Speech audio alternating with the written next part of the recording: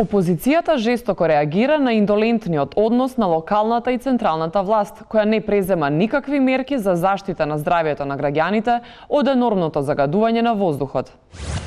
Го затворија просторот, нема воздух, а велат аеро, аеродром, аеро, воздух. Го снема воздухот во аеродром.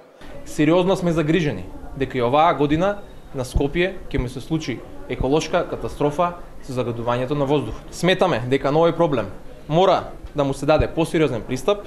Како да немаше очи за да види што му се случува на главниот град на Република Македонија, на Скопје, кој што неколку дена е под магла и во кој што се укажува на сериозното загадување и со канцерогени честички кои што директно ќе влијаат на здравјето на граѓаните.